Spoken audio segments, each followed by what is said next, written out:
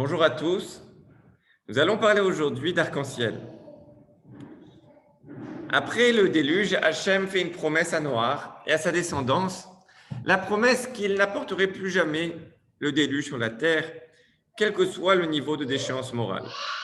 Il va alors montrer à Noach un arc-en-ciel qui servira de signe et d'alliance éternelle entre Hachem et les hommes et qui vient garantir qu'Hachem ne détruirait plus le monde.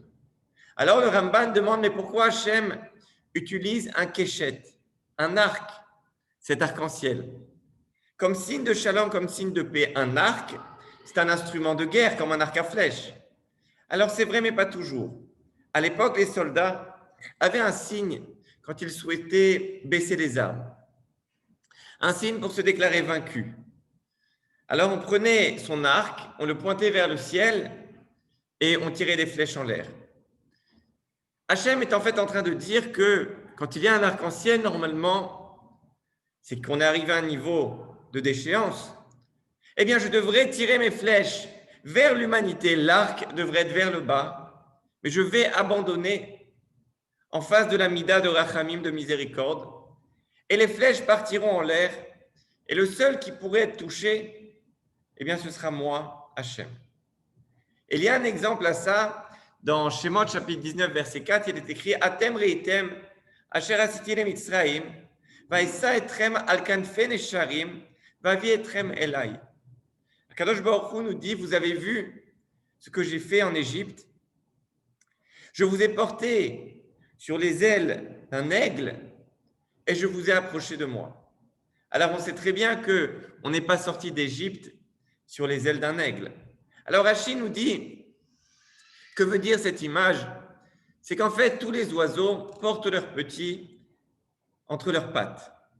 Pourquoi? Parce qu'ils ont peur que s'ils mettaient leurs petits sur leur dos, eh bien, un prédateur puisse arriver par en haut et s'attaquer directement aux petits. Donc, ils les protègent entre leurs pattes. Mais l'aigle est différent de tous les oiseaux. Lui qui vole au-dessus de tous, il n'a pas peur d'être attaqué par en haut. Il met donc ses oisillons sur son dos. Parce qu'il a peur de recevoir des flèches des hommes qui se trouvent sur la terre. Et il se dit, si jamais je suis touché, on est visé, alors que les flèches me transpercent, mais qu'elles ne fassent pas mal à mes enfants. Et c'est exactement ce qu'Akadosh Baruch Hu a fait. Il est écrit qu'au moment où on était assailli par les Égyptiens, eh bien, la colonne de nuée s'est mise entre le camp des Égyptiens et le camp d'Israël. Akadosh Baruch Hu était prêt à prendre les flèches pour nous. Mais de quelles flèches parle-t-on réellement? Quand nous sommes sortis d'Égypte, il y avait le Mékatreg, l'ange accusateur qui a dit « Elou ovdei avodah zara, ve'elou ovdei avodah zara » Voici que les Égyptiens sont des adorateurs d'idoles, mais Am Israël également adore les idoles. Madoua tamatzil et Israël. Pourquoi tu viendrais sauver Israël et tu laisserais couler les Égyptiens? Il n'y a pas de différence entre eux. Elo velo ovdei avodah zara. Ceux-ci et ceux-ci sont des adorateurs d'idoles. Et à ce moment, quand Hachem a entendu l'ange accusateur parler ainsi, il a fait taire le Satan. Et les Chachamim comparent la parole à une flèche, justement. De la même façon qu'une flèche lancée ne peut pas être arrêtée, de même pour la parole. De même qu'une flèche a une longue portée et qu'elle peut faire mal, même très mal, de même pour la parole. Quand le monde a atteint un niveau de déchéance morale qui devrait engendrer un déluge, le premier à venir accuser en Israël est l'ange accusateur, qui lance ses flèches, ses accusations. Mais comme Hachem l'a promis, il le fait taire et il encaisse les flèches comme l'aigle qui veut protéger ses enfants. Et Rabbi Yaakov Hadès rapporte que bien que l'arc-en-ciel soit un signe que le monde devrait être détruit à cause d'une déchéance morale et qu'il y a eu un jugement, il dit c'est vrai. Mais si l'arc-en-ciel apparaît, c'est également qu'il y a eu miséricorde. C'est un moment où en fait on a fermé la bouche du Satan, de l'ange accusateur. Et tout moment où le Satan est muselé, Comme à Yom Kippour, c'est un moment qu'on appelle Et Ratson, un grand moment très propice à la prière et à la tchouva. Vous me direz que c'est étonnant, car on a toujours entendu qu'il ne faut pas trop regarder un arc-en-ciel. Il ne faudrait pas dire à ton ami, si tu vois un arc-en-ciel, ne dis pas à ton ami, regarde l'arc-en-ciel. On dirait que c'est un moment triste. Le Rav Hadès dit que pas du tout. Pourquoi il ne faut pas rester longtemps devant un arc-en-ciel? Écoutez bien, car un arc-en-ciel, cette lumière, c'est Gilouy Ashrina. Un arc-en-ciel, c'est le dévoilement de la gloire divine. Rav Yaakov Hadès nous dit que c'est un grand moment de tchouva et de tfila. Et c'est le chemin pris par le Ramban. Le Rav Eléo Mansour rapporte également Rabbi Meir Shapiro de Lublin, le fondateur du Daf Yomi, qui ramène un commentaire du Zohar, dont nous avons parlé lors de notre dernier cours sur Noach et les réincarnations. Si vous ne l'avez pas encore écouté, c'est un sujet, moi, réellement qui me passionne et je vous invite à l'écouter. En tout cas, on a dit là-bas que le Zohar reproche à Noach de ne pas avoir agi, de ne pas avoir assez fait pour tenter d'inspirer ses contemporains. On lui reproche de ne pas avoir prié pour eux. On lui reproche de ne pas avoir protesté quand Hachem a dit qu'il allait le sauver, lui et ses enfants, et qu'il allait détruire le monde. Puisqu'il a failli d'une certaine façon dans son altruisme, le déluge sera pour toujours appelé par son nom, les Mei Noar, les eaux de Noar.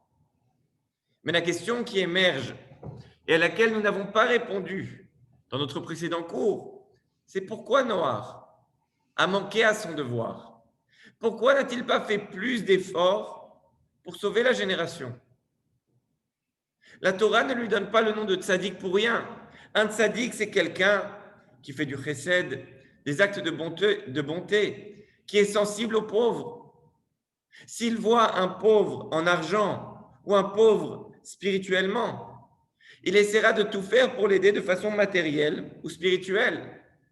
Ce qu'on reproche à Noach ne va pas avec la définition du tzaddik et pourtant, la Torah dit clairement que Noach était tzaddik. Rav Shapiro nous dit en fait qu'effectivement Noach était tzaddik, mais il n'y a pas cru. Il ne voyait plus d'espoir. Il a vu que les hommes avaient atteint une telle déchéance morale, voire bestiale, qu'il était impossible qu'ils changent. Il s'est dit que c'était une perte de temps. Il a essayé, mais en voyant que ça ne marchait pas, il a abandonné. Il n'avait pas d'espoir pour cette génération. Il se disait qu'ils étaient tombés trop bas et qu'il n'y avait plus rien à faire pour eux. Et c'est sur cette base que le Rav Shapiro explique la puissance du symbole de l'arc-en-ciel. Nos sages nous enseignent que durant le déluge, le soleil, la lune et les étoiles ont cessé de fonctionner. Toute la terre était plongée dans l'obscurité durant 40 jours de déluge. Mais après le Maboul, non seulement le soleil s'est remis à briller, non seulement les étoiles et la lune se sont remis à briller, mais en plus, Hachem a fait un arc-en-ciel grandiose, une lumière encore plus belle que la lumière qui existait avant le déluge. Qui n'est pas émerveillé en voyant un arc-en-ciel? Hachem voulait montrer à Noach que la lumière peut briller, même après avoir été plongé dans la plus forte obscurité. Quelle que soit la pénombre spirituelle, financière, morale, sentimentale, dans laquelle on peut se trouver, Hachem peut ramener la lumière. Et la lumière qui émerge sera sûrement plus belle, comme l'arc-en-ciel, que celle qui avait précédé l'obscurité. C'est vrai également en tant que nation, nous avons été exilés de notre terre, Israël, durant 2000 ans. Et c'est au moment le plus sombre et le plus improbable de notre histoire, juste après la Shoah, quand tout espoir était perdu, que nous sommes revenus en Israël, sur notre terre. L'arc-en-ciel est l'alliance qu'Hachem a fait avec la terre car il représente le potentiel qu'il y a en chaque personne et à chaque génération de briller après une pénombre spirituelle.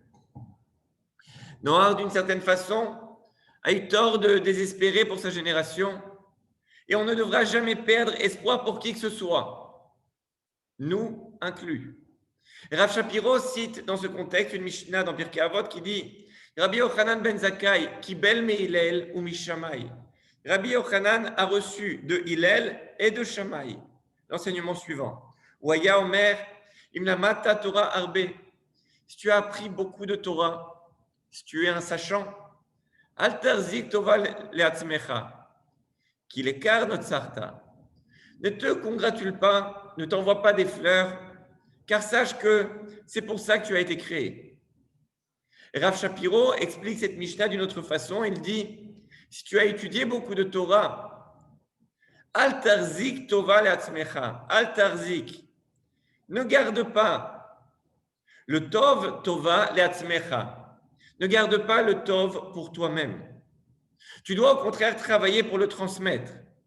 Pourquoi? Qu'il est karnotzarta, car c'est pour cela que tu as été créé.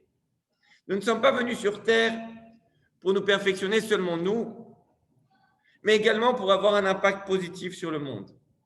Quelle que soit la richesse spirituelle que tu as pu accumuler, tu dois la partager selon tes capacités ou aider par d'autres moyens à la diffusion de la Torah. Car tu es là pour avoir un impact positif sur le monde. Pas pour t'isoler dans ta connaissance, dans ta tzidkout, dans ton arche, comme Noah. L'arc-en-ciel est un défi pour chacun de nous afin de tout mettre en œuvre pour faire briller la lumière de la Torah avec une croyance ferme que quel que soit le vide spirituel qu'il y a devant nous, nous avons le potentiel d'avoir un impact positif sur le monde.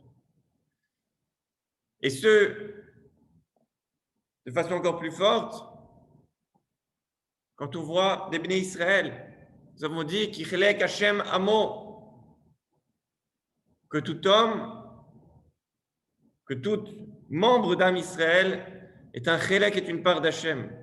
Et donc, quel que soit le vide spirituel extérieur que tu puisses percevoir chez des Bnei Israël, sache que ce n'est que l'extérieur.